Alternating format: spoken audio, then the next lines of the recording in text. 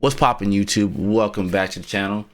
So basically, as you guys know, King of Fighters 15 has been out for a little while now, and I wanted to take a little bit of time to appreciate the game and everything is kind of going on with it. With that time, I've come up with a nice little review here for you guys, an honest review of KOF 15. So let's cut right to it and have an honest look at KOF 15.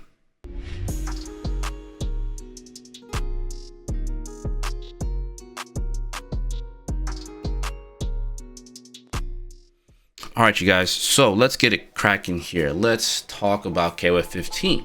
Obviously, I want to go ahead and say it's pretty awesome to see that SNK has made it this far in terms of the KOF series, like 15 games. That's a lot of games. So the fact that we're here with a 15th installment of the game is freaking fantastic. Very, very phenomenal to see. SNK has done a great job from KOF 14 to KOF 15 as an upgrade. And we're going to start here with graphics. It's pretty apparent that SNK took all that to heart and they went on ahead and made the graphics look a lot better from 14 to 15. It's very, very noticeable. It's not even a question. It just looks a whole lot better, from the visual effects to the character models, just the lighting, the stages, the whole nine. Just the game is just very, very gorgeous. I do believe some YouTube videos don't do the game justice. I do feel like if it's in your face, you'll see that the game is actually very pretty. And I think they did a great job with that. That aside, I do also believe that the music is just great. I think this is one of the best entries in the KOF series in terms of its OST. I think KOF 14's OST was kind of good but kind of lacking, and some of the music was kind of locked behind certain things, whereas this game, not nearly as much. You know, they gave you the whole, DJ station, which I'm gonna tell you right now, as a longtime KOF player, that's really awesome to see that we get this whole jukebox thing like Tekken. Now you do have to unlock all the music, and that is a little bit of a but hey, the fact that they have all this music from the older games all here, along with some extra things from Sam Show, some Fatal Fury music, some music that SNK just kind of handpicked. Like it's a really, really robust OST on top of a really good OST that 15 already has. So that's a big ups for me. Very, very good job. I want to talk about the modes and the features. It's kind of apparent that this game's modes are very solid for what they offer. They offer kind of a traditional story mode where you kind of beat up your opponents and kind of see some little story scenes in between. It kind of plays out the same for most, teams. It's just how they interact at some point, in between getting to the final point of the game story mode. And you go through typical jargon, you fight your crazy SNK bosses, which they're always really cheap in the games. I'm just gonna keep it real. You kind of go through it, you see the little ending, it's really cool, animations, really cool. It's a pretty typical old school fighting game feel that they push for this, so I don't think that's necessarily a bad thing. It's not as robust as, say, like, Injustice, maybe even Guilty Gear Strive, some of the other NRS games like MK11, but I think that SNK kind of wanted to keep it old school arcade feel from what I can tell with all this, so not really something I mind nearly as much. I understand other people may want a more robust story mode, so the other modes in there are also really good. I do feel like the mission mode does a pretty decent job of giving you, newer players certain combos to kind of look at, kind of get your feet wet. The tutorial mode offers quite a few things in there too. It does have the one thing that a lot of fighting games need nowadays, and it does have fairly solid rollback netcode. And there are some hiccups with it, but it is very, very solid. And even SNK has been looking at, upgrading it, kind of buffing it throughout the course of time. They've already stated things along those lines to kind of make the netcode a bit better. And all that is great to see from them, because rollback is a very important feature for a lot of fighting games today in 2022. Now, it does feature the typical stuff: ranked match, room match, online training mode, player lobbies. While the player lobbies are great for, one-on-one action, I think that's really cool. It does once again simulate the old arcade feel by only having one setup for players to play in the lobby, which I do think is a bit of a step back from KOF 14, where they had, like, you can make a lobby and have like 3 or 4 stations up that you can have for other players to kind of sit there and play, or maybe call their necks, which is really cool, but it is a bit of a step back. So I do hope that at some point they may upgrade that in the game. That being said, the rank mode's pretty cool for what it is. I'm not going to talk too much about that, but I think overall this game offers you some pretty decent general fighting game needs for a fighting game now in 2022. I will point out now some other things I think that's very important about this game. I do think it's overlooked in most reviews, and it is this. I strongly believe that KOF 15 has really good balance for its launch. In fighting games, one of the things that gets very, very difficult is the launch balance. Sometimes on launch, there's a character or two or three or what have you that tend to be a little overbearing for not just the casuals, but people who push the game even further from a competitive aspect. So this is kind of from a competitive view, right? This game did not come out like KOF 14, where they had like Nakaruru, who was just completely overpowered, and it just kind of like it made the game not nearly as fun to play in some cases for KOF 14 early on, mind you. This is just launch. So coming back to 15's launch balance is very, very good as far as I'm concerned. I would be hard pressed here to tell you that there are not characters that do not need a little bit more love to kind of get them more oomph.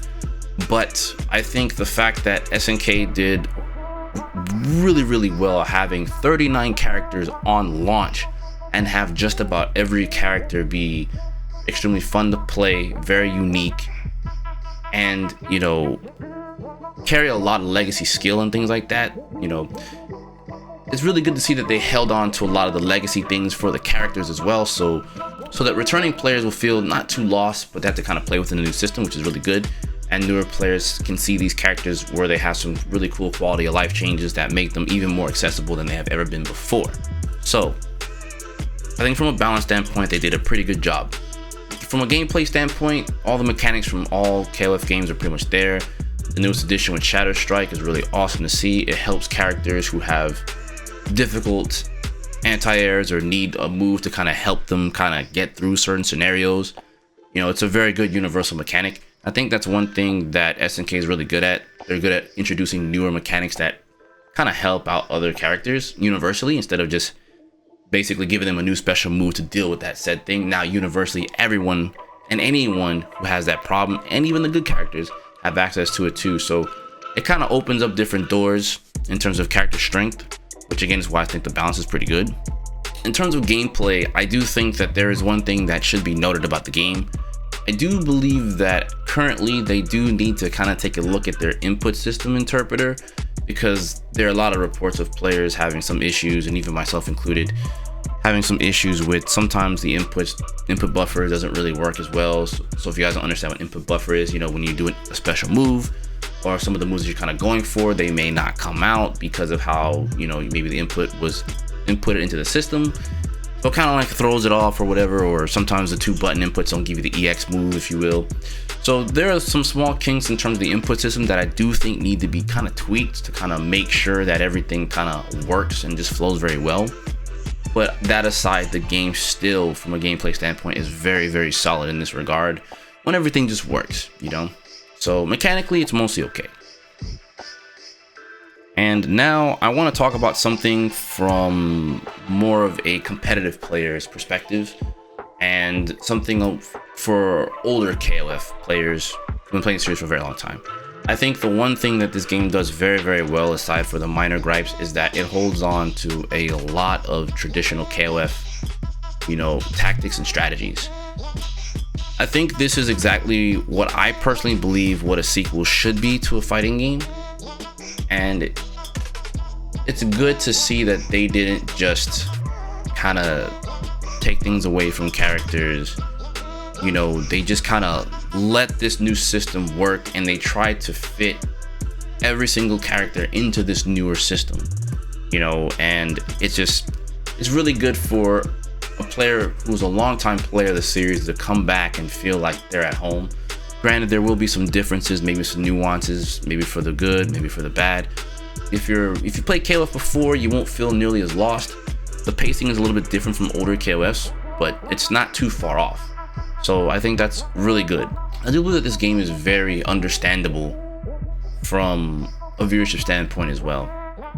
And if I had to be honest, and this is an honest review, right? KOF 15 has completely made me just happy about playing fighting games again.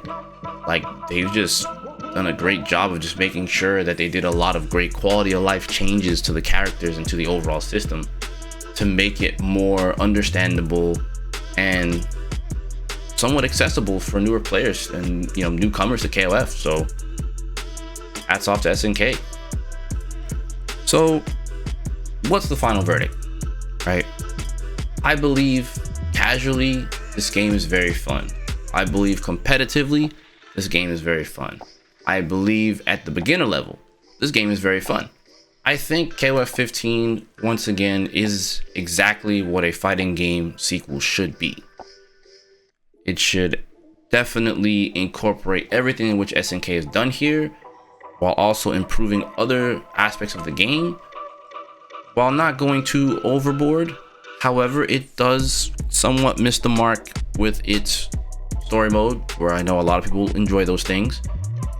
There's also some features that could be in the game that would make the game's quality of life overall a bit more better.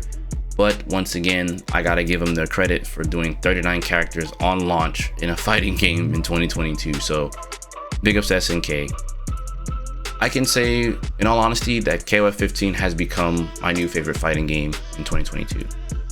So you're probably wondering, with all this, should you buy this? In all honesty, I think that you should. I think that it's a great game at all skill levels. I think it's a great game regardless how you slice the pie. You can always have fun with this game. And we can't forget that the game has an online party mode that you can play with your friends. Come on. I mean, come on. So alright you guys, that's just gonna go ahead and do it. That is literally how I feel about KOF 15. So I'm gonna go ahead and get up out of here, and I will catch you guys in the next video. Take care. Peace and love, everybody. Alright? Go play some KOF. Alright? Peace.